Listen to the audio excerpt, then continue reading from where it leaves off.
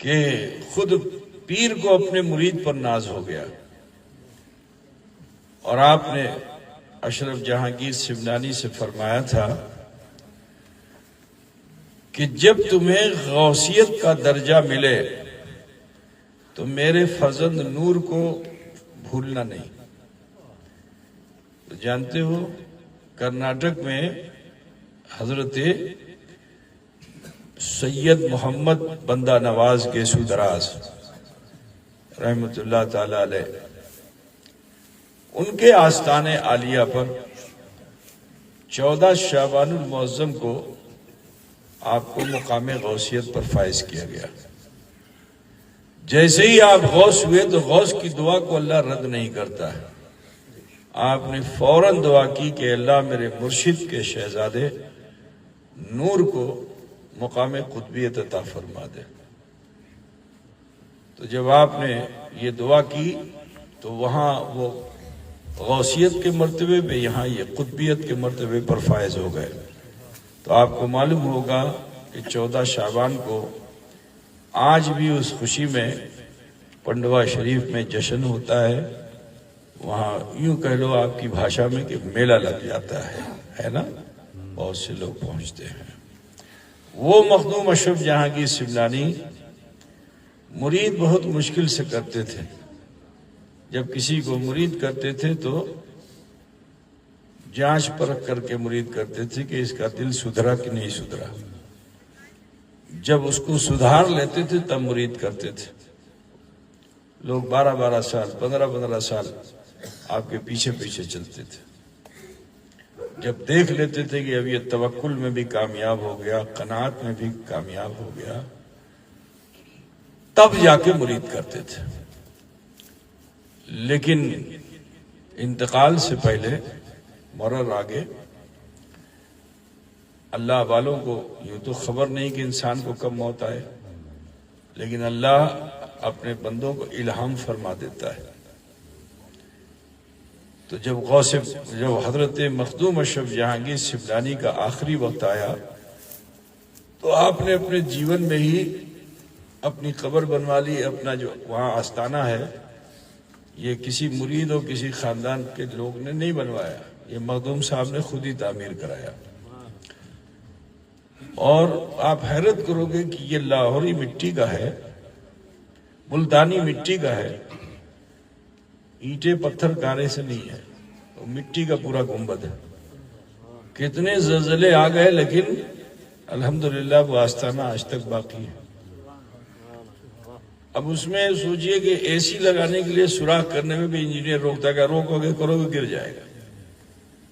اس میں ایک دروازہ کرنے کے لیے کئی سالوں سے لوگ کوشش کر رہے ہیں کہ یہاں ایک دروازہ اور ہو جائے تو تھوڑا گرمی وہاں کی کم ہو جائے، سفوکیشن، لیکن ڈر کے مارے ہمت نہیں ہوتی، انجینئر روک دیتا ہے کہ اگر اس میں ٹچ کرو گے تو گر جائے گا۔ یہ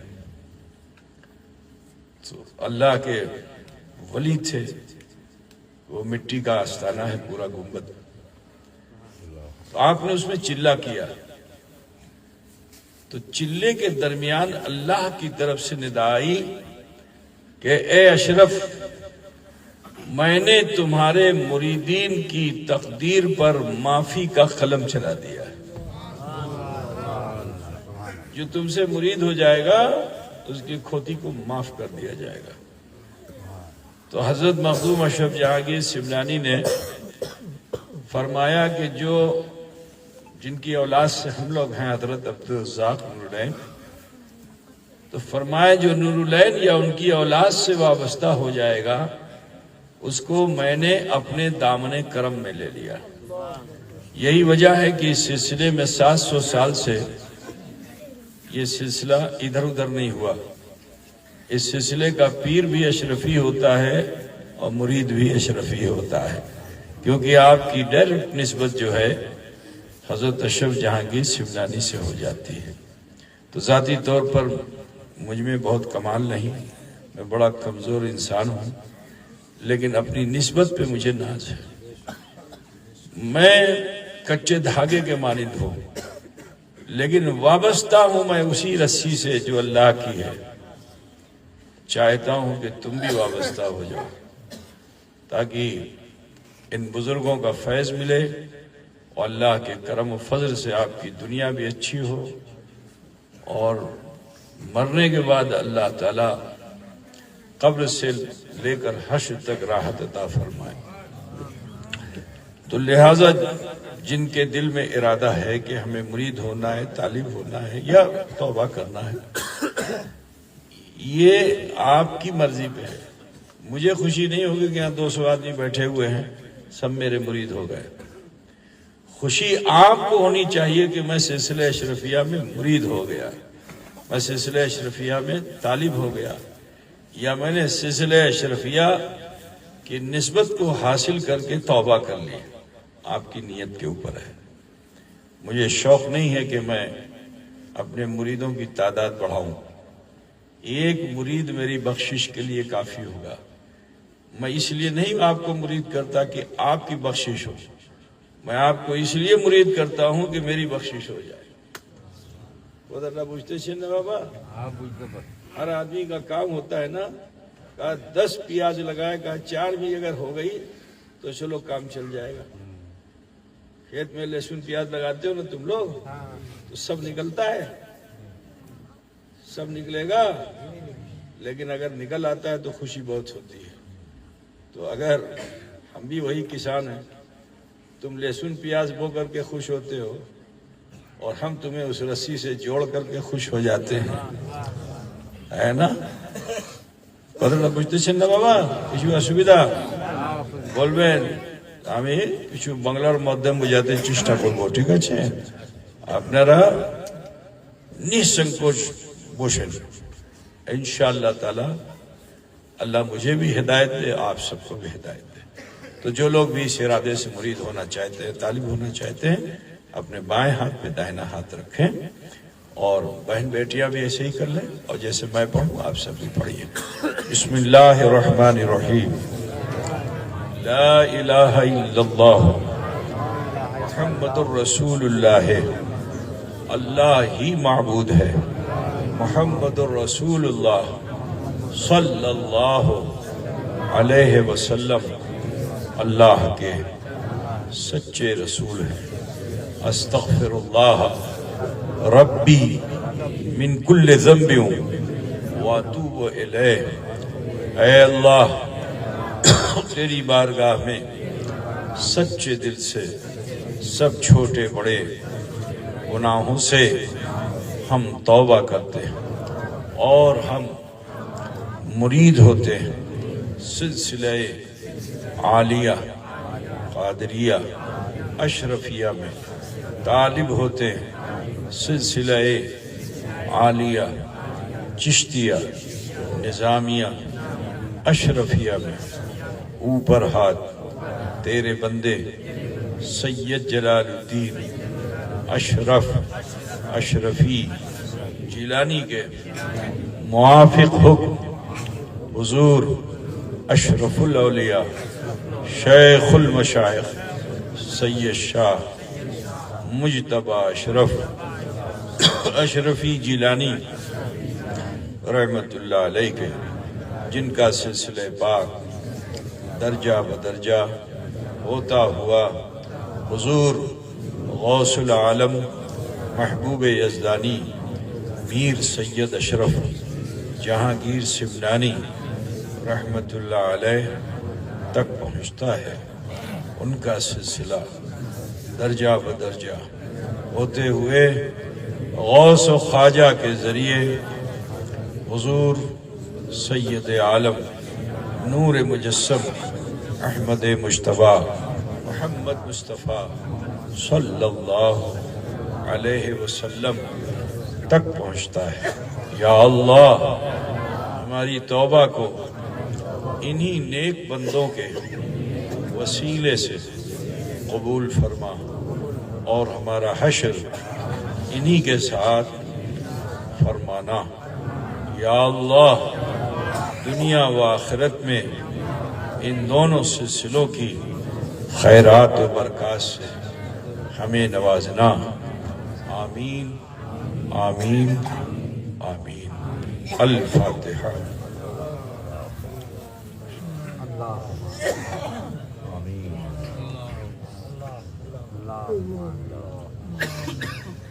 سربراہ شاہ کریمہ دستگیرہ اشرفا حرمت روح پیمبر یک نظر کن سوئے ماں اے اشرف زمانہ زمان مدد نما درہائے بستراز کلید کرم کشا لی خمسۃ النطفی بہا حر البباء الحاتمہ المصطفیٰ والمرتضی وابناہما والفاطمہ وصلی اللہ تعالی علی خیر خلقہ ونور عرشہ محمد وآلہ واصحابہ اجمعین برحمتک یا ارحم الراحمین بحق لا الہ الا اللہ محمد رسول اللہ نحمدہ ونصلی علی رسولہ الکریم اما بعد اعوذ باللہ من الشیطان الرجیم بسم اللہ الرحمن الرحیم من یطیع الرسول فقد اطاع اللہ صدق اللہ مولانا العظیم وبلغنا رسولہ النبی الامی الکریم ونحن على ذلك لمن الشاہدین والشاکرین والحمد للہ رب العالمین۔ بارگاہ رسالت میں آپ صلی اللہ علیہ وسلم میں ہدیہ درود پاک پیش فرما لے۔ اللہم صلی علی مولانا محمد وعلى آل سيدنا وعلى آل سيدنا مولانا محمد اللهم صل على سيدنا مولانا محمد وعلى آل سيدنا وعلى آل سيدنا مولانا محمد صلی اللہ تعالی علیہ وسلم۔ کئی سالوں کے بعد آپ کی اس آبادی میں اس طرح ہم اور آپ جمع ہوئے ہیں۔ اللہ تبارک و تعالی ہماری اس ملاقات کو مبارک اور سعید فرمائے۔ جیسے آج ہماری اور آپ کی ملاقات ہوئی ہے، روز محشر اللہ تبارک و تعالی ہم سب کو رسول پاک صلی اللہ علیہ وسلم کے رحمت والے شامیانے میں جمع ہونے کی توفیق رفیق عطا فرمائے۔ عزیزان گرامی، وقت بہت نکل چکا ہے۔ آپ سب سے معلوم کرنا چاہتے ہیں کہ آپ نے رکھ کچھ سنبین کے بڑی جاوین کتو مارے سنبین نہ ہاتھ تولے بولو۔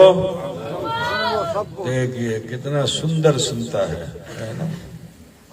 ہم نے کیا کہا سنبین نہ،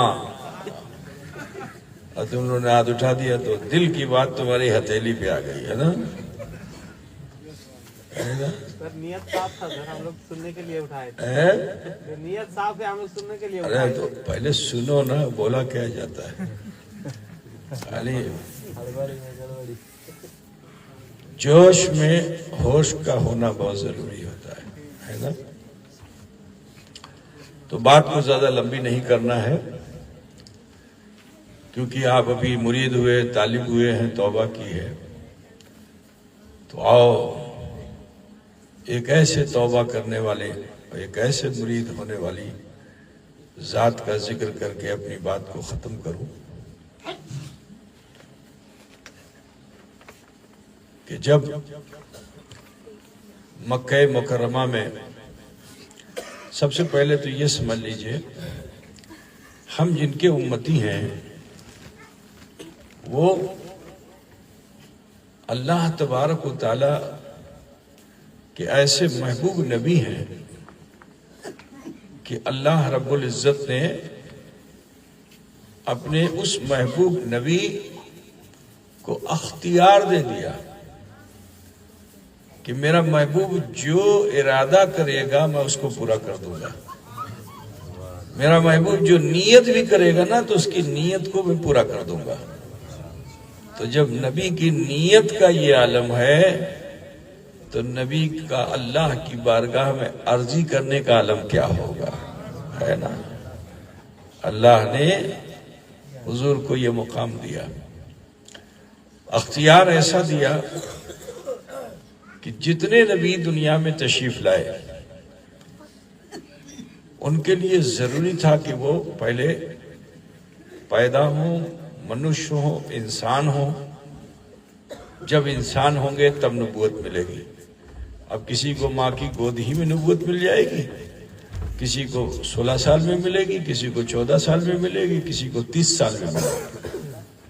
ابھی جس نبی کا ذکر آپ نے سنا موسیٰ علیہ السلام کا، یہ منتخب تھے اللہ کی طرف سے، مگر نبوت کب ملی تھی؟ جب آپ 30 سال کے ہوئے۔ اتنا مجھتے سنا کچھ لوگ حضور کے بارے میں بھی کہتے ہیں کہ حضور عمر متن چھلین 40 سال کے جب ہوئے تو اللہ نے نبی بنایا۔ تو ان کو یہی سمجھانا ہوگا کہ یہ منفرد بے مثل و بے مثال نبی ہیں۔ اللہ تبارک و تعالیٰ نے اور نبیوں کے لیے تو اصول یہ رکھا کہ پہلے پیدا ہوگا، انسان ہوگا، پھر اسے نبی بنایا جائے گا۔ لیکن ہمارے نبی صلی اللہ علیہ وسلم کے لیے، آقا صلی اللہ علیہ وسلم کے لیے، جن کے ہم امتی ہیں، ان کو اللہ نے اختیار دے دیا۔ کیسا اختیار دیا؟ کہا کہ سب کو پہلے بشر ہونا ہوگا پھر نبی ہونا ہوگا، لیکن اے حبیب آپ کو پہلے میں نبی بناتا ہوں پھر بشر بناؤں گا۔ خود حضور فرماتے ہیں کہ کنت نبیوں و آدم و بین الجسد و روح، میں اس وقت بھی نبی تھا کہ جب آدم جسم اور روح کے درمیان تھے۔ ابھی جسم اور روح بنی بھی نہیں تھی اور میرے رسول نبی تھے۔ کوتھا پوچھتے چلنا، لیکن یہ حضور کا اختیار ہے کہ ہر نبی کے لیے لازمی ہے کہ وہ جیسے ہی نبی بنے اعلان کر دیں۔ ابھی حضرت موسیٰ علیہ السلام کا واقعہ آپ نے مولانا شاہجہاں سے بنگلہ بھاشا میں سنا، تو 30 سال کی عمر میں جب آپ نبی ہوئے تب انہوں نے نہیں دیکھا کہ فرعون کتنا جابر ہے، کتنا ظالم ہے، میرا کوئی ساتھی ہواری ہوا کہ نہیں ہوا۔ 2 4 5 آدمی ہوتے ہیں تب طاقت بنتی ہے نا، لیکن نبی کو انتظار نہیں کرنا ہے کہ یہ آئے تو یہ آئے تو یہ آئے تو میں اعلان نبوت کروں، نہیں۔ فرعون کے محل میں حضرت موسیٰ علیہ السلام نے اعلان نبوت کیا، تنہا تھے۔ ہاں، نشانیاں نبوت بچپن سے ہی موسیٰ علیہ السلام کے پاس۔ موسیٰ علیہ السلام کے پیدا ہونے سے پہلے وہاں کے جوشیوں نے بتا دیا تھا کہ ایک بچہ پیدا ہوگا جو آپ تمہاری حکومت کو سیس کر دے گا، نشٹ کر دے گا۔ تو راجا نے عام اعلان کر دیا کہ ہر گربوتی مہیلا کے گربھ سے جب بچہ پیدا ہو، اگر لڑکا ہو تو فوراً اس کو مار دیا جائے۔ کسی بچے کو سانس لینے کا بھی موقع مت دو، موت کے گھاٹ اتار دو۔ جب کوئی بچہ پیدا ہو گئے، جیوت ہو کر جوان نہیں ہوگا تو وہ ہماری حکومت کو کیا کرے گا؟ لیکن اللہ کی تدبیر کو کوئی سمجھے گا؟ دیکھ لو، اللہ تعالیٰ نے اسی کے محل میں موسیٰ علیہ السلام کو بھیج دیا۔ اب جب موسیٰ علیہ السلام کو حضرت آسیہ نے ندی سے نکالا اور گود میں لیا، فرعون تو نامرد انسان تھا، اس میں صلاحیت ہی نہیں تھی کہ اس سے کوئی بچہ ہو۔ بہت دنوں تک تمنا کرتی رہی حضرت آسیہ، کوئی اولاد نہیں ہوئی تو بڑی مایوس رہتی تھی، اور وہ کافرہ نہیں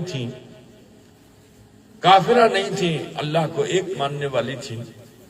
تو اللہ سے دعا کرتی تھی، اللہ اولاد دے دے، اولاد دے دے۔ تو اللہ تعالیٰ نے موسیٰ علیہ السلام کو بھیجا۔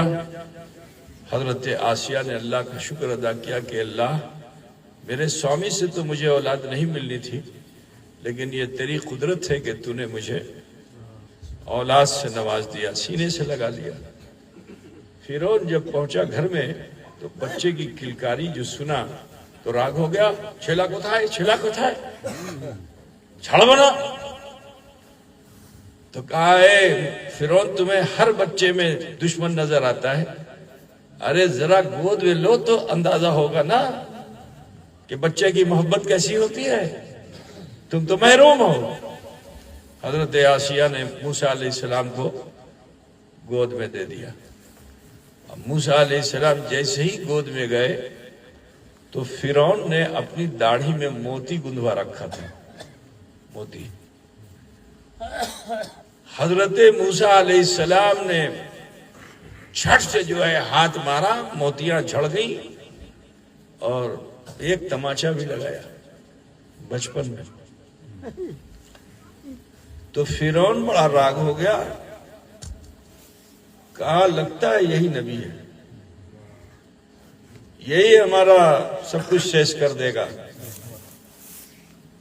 تو حضرت آسیہ نے کہا تمہیں ایک چھوٹا سا بچہ ہے اس میں بھی دشمن نظر آتا ہے. کہا نا ہمیں ٹیسٹ کربو, جدی نبی ہوبے تو آگن ٹچ کربے نا. ایک پاتھر ہوتا ہے اس کا نام ہے لال, لال پاتھر. پہلے پنڈوا شریف میں بھی لگا ہوا تھا. حضرت نور قطب عالم پنڈوی کے مزار کے کنارے کنارے 5 کھمبا ہے نا, اور حضرت کا مرید تھا تاجر, اور نیت کر کے چلا تھا نوکا پہ کھمبا رکھ کر کے کہ اسے وہ پیر صاحب جہاں بیٹھتے ہیں تو اس جگہ پہ اس کو گاڑ دیا جائے گا اور اس کے اوپر ٹینٹ لگا, جیسے یہ ٹینٹ لگا ہوا ہے ایسے ٹینٹ لگے گا, پیر صاحب کو آرام ملے گا. تو پتھر کا کام کرتا تھا تو نیت کر لی تھی کہ اس کو پیر صاحب کو دے کے, لیکن جانتے ہو نوکا ڈوب گئی. مایوس ہو کر کے دربار میں حاضر ہوا پنڈوا شریف, اداس بیٹھا ہوا تھا گردن جھکائے. حضرت نور قطب عالم نے پوچھ لیا کہ کیوں اتنا اداس بیٹھے ہوئے ہو, کیا بات ہے؟ کہا حضور چھوڑیے جانے دیجئے. کہا نہیں بتاؤ نا کیا ہو. کہا حضور بڑی منت کیا تھا, میرا کام اچھا چلے گا تو میں پیر صاحب کے لیے کھمبا بنواؤں گا اور وہ کھمبا پیر صاحب کو نذرانہ کروں گا. لے کے آیا تھا بنا کر کے کھمبا, راستے میں ندی میں نوکا ڈوب گئی. تو کہا بس اتنے کے لیے افسوس کرتے ہو. آپ نے جنوں کو اشارہ کیا, اور جیسے ہی رجال الغیب کو اشارہ کیا, جن لے کر کے رجال الغیب ندی میں گیا اور وہ 5 کھمبے لا کر کے خانقاہ میں گرا دیا. آج بھی لگا ہوا ہے وہ کھمبا. تو اسی کھمبے میں دیکھا ہوگا سرانے جو کھمبا ہے اس میں تاق بنا ہوا ہے. تاق, تاق سمجھتے ہو نا, یا چراغ دان سمجھ لو. اسی میں چراغ نہیں جلایا جاتا تھا پہلے. اس میں ایک اتنا بڑا سا لال پتھر تھا, جب رات ہوتی تھی جتنا اندھکار ہوتا تھا اس میں سے لائٹ نکلتی تھی. اور حضرت نے وصیت کر دی تھی کہ جب میرا انتقال ہو جائے تو میرے مزار کے چاروں طرف ایک کھمبا گاڑ دینا اور سرانے اس کو گاڑ دینا. تو اس کی روشنی سے پورا مزار جو ہے نور نلا نور ہو جاتا تھا.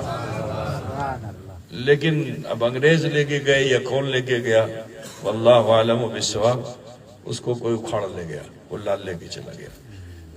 تو لال بالکل آگن کی طرح, جیسے آگن انگارہ ہوتا ہے نا, ایسے ہی لال بھی رات میں دکھتا ہے.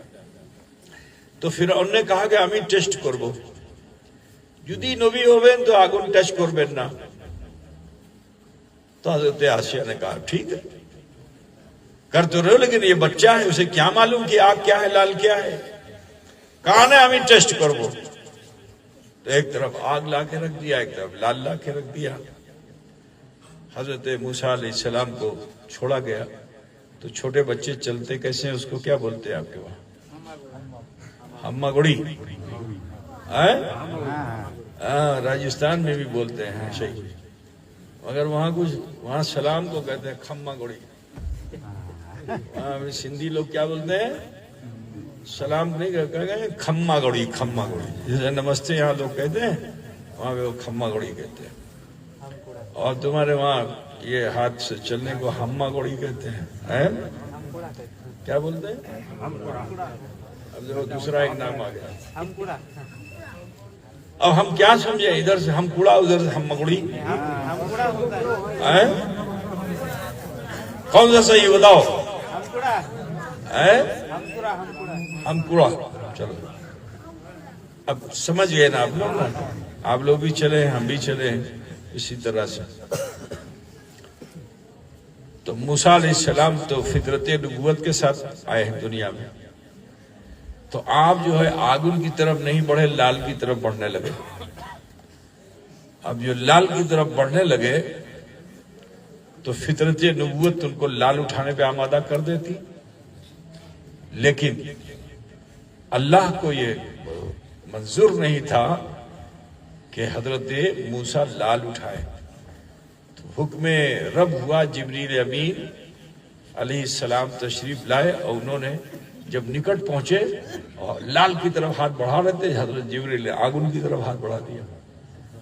تو بچے کی فطرت ہے کہ جو چیز مل جائے تو اس کو وہ اٹھا لیتا ہے.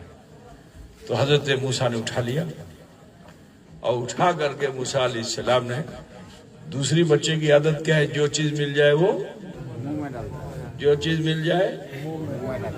دو کام بچے کرتے ہیں، ایک ابراہیم علیہ السلام کی سنت پہ عمل کرتے ہیں، ایک موسیٰ علیہ السلام کی سنت پہ عمل کرتے ہیں. خالی رہتے ہیں بچے، دودھ نہیں ملا تو انگوٹھا چوستے ہیں، یہ سنت ابراہیمی ہے نا. اور دوسرے جو چیز مل جائے اسے اٹھا کے منہ میں رکھ لے، یہ سنت موسیٰ ہے. تو بچہ بچپن میں ہی دو نبیوں کی سنت پہ عمل کرتا ہے. لیکن یہاں جو بات میں آپ کو بتانا چاہتا ہوں، اے مسلمانوں، دیکھو اللہ کی مرضی جہاں تک ہوتی ہے بندہ محفوظ ہوتا ہے، اور مرضی حق سے اگر کوئی بندہ ہٹ جائے تو دشواری میں آتا ہے، دشواری میں آتا ہے، اگرچہ وہ نبی ہی کیوں نہ ہو. آدم علیہ السلام جنت جیسی جگہ پہ رہے، لیکن مرضی حق سے ذرا سا ہٹ جائے تو حلے بہشتی اتر جائے اور جنت سے دنیا میں اتار دیے جائے. کوتا نہ پوچھتے نا، ارے ہماری کوتا پوچھتے ہو نا. حضرت موسیٰ علیہ السلام مرضی حق یہ تھی کہ موسیٰ آگن کو اٹھا لیں، اللہ کی مرضی نہیں تھی کہ آگن کو منہ میں رکھ لیں. ٹھیک ہے، لیکن تقاضۂ بشری کے تحت انہوں نے منہ میں رکھ لیا. تو زبان میں گرہ لگ گئی تھی. ہم یہ نہیں کہیں گے کہ نبی کی زبان کو آگ نے جلا دیا. آگ کی کیا مجال ہے کہ جو نبی کی زبان کو جلا دے.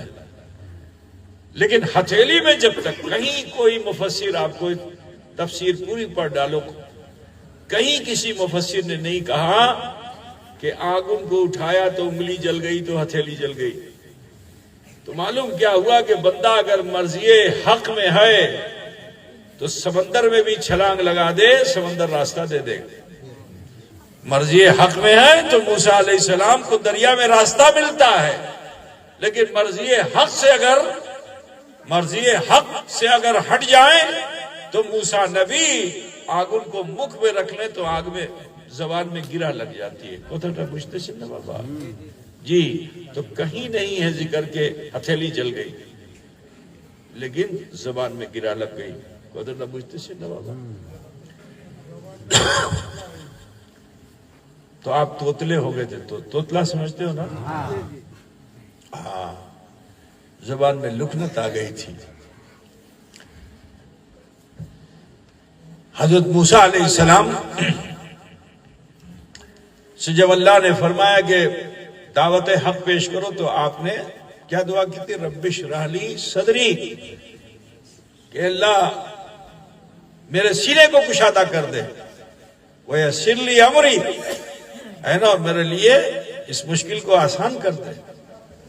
یفقہوا قولی عقدۃ لسانی یفقہوا قولی، میری زبان کی گرہ کو کھول دے اور میری کوتھا میں اثر دے دے، میری کوتھا میں اثر دے دے.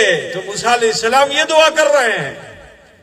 لیکن ہم جس کے امتی ہیں، اللہ تبارک و تعالیٰ سے میرے نبی نے یہ نہیں فرمایا کہ اللہ میرا سینہ کشادہ کر دے. خدا خود فرماتا ہے الم نشرح لک صدرک، کہ حبیب ہم نے تو آپ کے سینے کو کشادہ کر دیا ہے. زبان میں تاثیر ایسی کہ اللہ متاثر ہو کہ انک لعلی خلق عظیم، ارے آپ کی زبان کی تاثیر ایسی ہے کہ آپ کا اخلاق ایسا کہ سارے اخلاقوں میں عزیز ہے. مختار کائنات ہے، 40 سال تک نبوت کا اعلان نہیں کیا. کوئی دشمن نہیں تھا 40 سال تک. کوئی ایسا نہیں تھا کہ جو نبی کی بات کو ٹال دے. جو نبی ہمارے فرما دیتے تھے مکے کا ہر شرعی اور فسادی انسان بھی قبول کر لیتا تھا. لیکن جب رسول پاک صلی اللہ علیہ وسلم نے فارا کی چوٹی پر کھڑے ہو کر اعلان کر دیا کہ قولوا لا الہ الا اللہ تفلحوا، پڑھ لو لا الہ الا اللہ محمد رسول اللہ، کامیاب ہو جاؤ، تو سب سے پہلی مخالفت گھر سے. رشتہ دار، چاچا مخالف، چاچی مخالف. ابو جہل بھی چاچا تھا، وہ بھی رشتے میں چاچا لگتا تھا، تھوڑا دور سے چاچا لگتا تھا. ابو لہب تو بالکل سگا چاچا تھا. دشمنی بڑھنے لگی.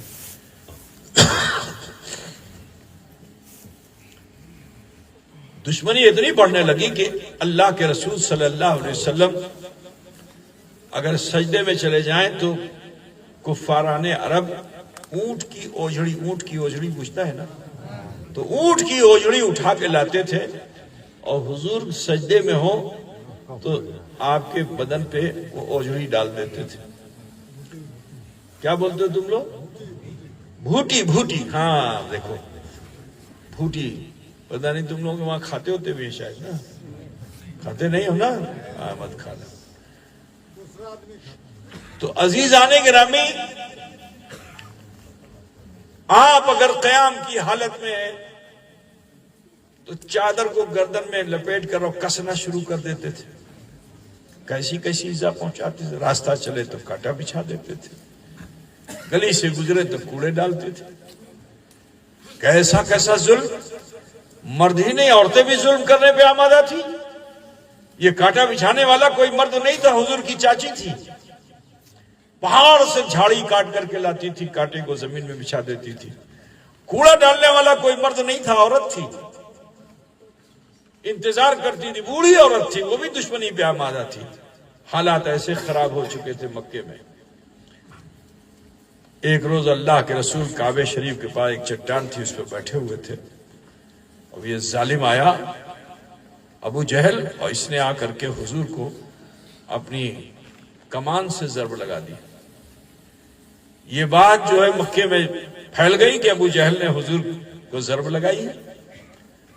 کچھ عورتیں جمع تھیں، اسی درمیان حضرت سید الشہداء امیر حمزہ جو بڑے بہادر اور نڈر تھے، جب جنگل میں وہ شکار، کسی اچھے جانور کا شکار جب کر لیتے تھے اور جب شہر میں داخل ہوتے تھے تو بڑی مستی کے ساتھ، بڑی شان کے ساتھ داخل ہوتے تھے.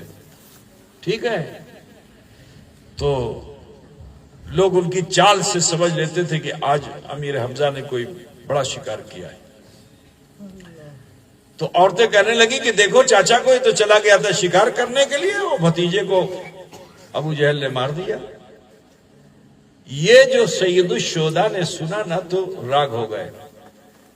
کہا یہ مجال کہ میرے بھتیجے کو ابو جہل مارے، امی چھاڑ بولا. تو گھر جانے کے بجائے سیدھے ابو جہل کو تلاش کرنے کا نکلے. تو وہ بھی ایک جگہ پہ اپنے ساتھیوں کے ساتھ بیٹھ کر کے ہنسی مذاق کر رہا تھا. بڑا خوش ہو گیا تھا کہ میں نے آج تو رسول پاک کو اس طرح مار دیا. حضرت سید الشہداء وہاں پہنچے، اور پہنچنے کے بعد آپ نے جو دھنک تھی جس سے شکار کیا تھا، اسی دھنک کو اٹھا کر اتنی زور سے سر پہ مارا کہ ابو جہل کا سر پھٹ گیا. اور پھر آپ نے تلوار کو میان سے نکالا. وہ پہلی تلوار تھی اسلام کی جو حضرت سید الشہداء نے میان سے نکال کر کے ہاتھ میں تلوار لیا. آؤ مقابلے کے لیے.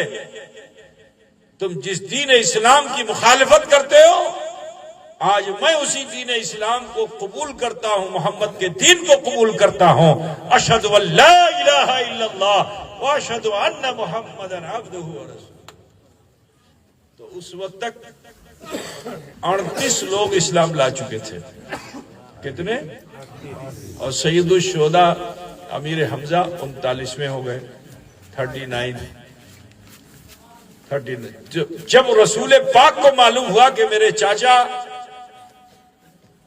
حضرت سید الشہداء امیر حمزہ اسلام لائے تو آپ بڑے خوش ہوئے اور بڑے خوش ہوئے. اور اس سے پہلے یہ صحابہ کرام حضور سے عرضی لگاتے تھے کہ جیسے اور نبیوں نے اپنی قوموں کے لیے بد دعا کر دی، ان کا ظلم بڑھتا چلا جا رہا ہے، یا رسول اللہ آپ ان کے حق میں بد دعا کر دیجئے تاکہ یہ تباہ و برباد ہو جائیں. تو میرے رسول نے کہا نہیں، میں بد دعا کے لیے تو آیا ہی نہیں ہوں، میرے پاس بد نام کی کوئی چیز ہے ہی نہیں. میں یہ دیکھ رہا ہوں کہ کن نسلیں اسلام لائی. تو اس وقت رسول پاک نے اپنا ہاتھ اٹھایا اور ہاتھ اٹھا کر اللہ کی بارگاہ میں عرضی لگائی کہ اللہ عمر کو یا ابو جہل کو صاحب ایمان کر دے.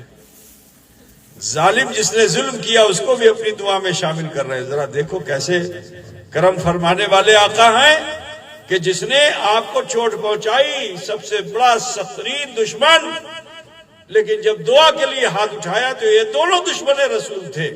عمر بھی دشمن رسول تھے، ابو جہل بھی دشمن رسول تھے، دشمن اسلام تھا. لیکن میرے رسول کی رحمت دیکھو کہ آپ نے دعا کا جب ہاتھ اٹھایا تو اللہ سے عرضی لگائی، اے اللہ عمر کو یا ابو جہل کو صاحب ایمان کر دے. میرا وجدان یہ کہتا ہے کہ اگر یہ ترتیب رسول بدل دیتے تو ابو جہل صاحب ایمان ہوتا، یا نہیں لگاتے تو دونوں صاحب ایمان ہو جاتے.